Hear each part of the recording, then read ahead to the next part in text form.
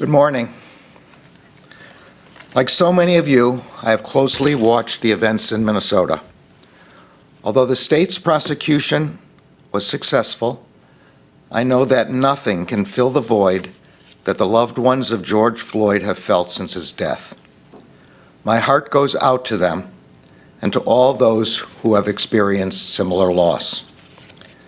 I know such wounds have deep roots, and that too many communities have experienced those wounds firsthand.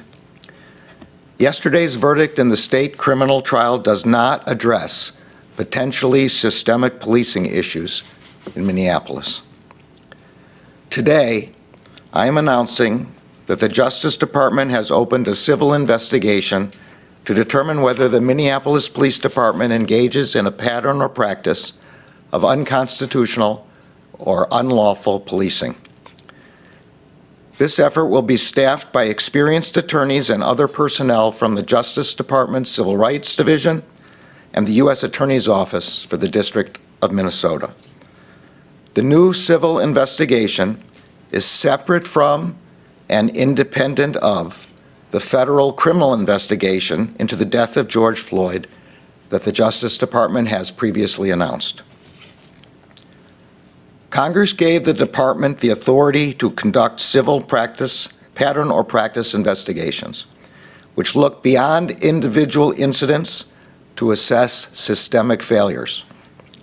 Those investigations allow the department to determine whether a police department has a pattern or practice of unconstitutional or unlawful policing.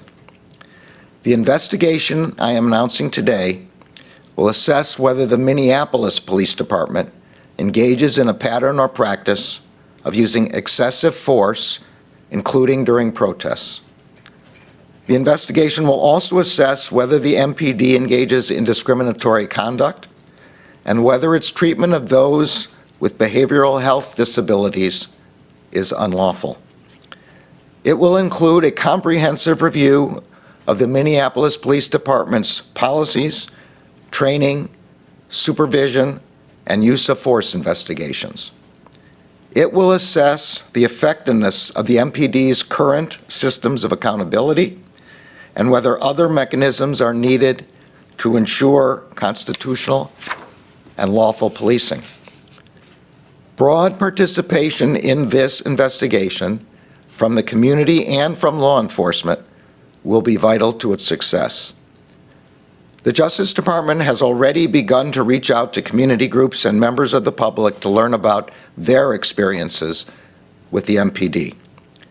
We also seek to hear from the department's officers about the training and support they receive because their perspective is essential.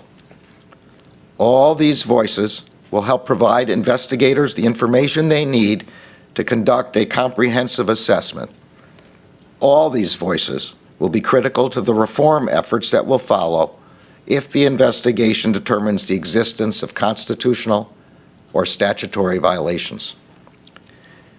If the Justice Department concludes that there is reasonable cause to believe there is a pattern or practice of unconstitutional or unlawful policing, we will issue a public report of our conclusions. The Justice Department also has the authority to bring a civil lawsuit asking a federal court to provide injunctive relief that orders the MPD to change its policies and practices to avoid further violations. Usually, when the Justice Department finds unlawful practices or patterns of practices, the local police department enters into a settlement agreement or a consent decree to ensure that prompt and effective action is taken to align policing practices with the law. Most of our nation's law enforcement officers do their difficult jobs honorably and lawfully. I strongly believe that good officers do not want to work in systems that allow bad practices.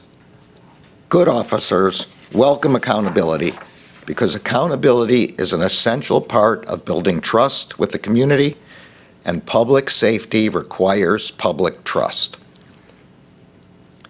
I have been involved in the legal system in one way or another for most of my adult life.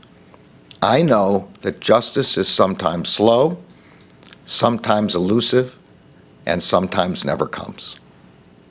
The Department of Justice will be unwavering in its pursuit of equal justice under law. The challenges we face are deeply woven into our history. They did not arise today or last year. Building trust between community and law enforcement will take time and effort by all of us. But we undertake this task with determination and urgency, knowing that change cannot wait. Thank you.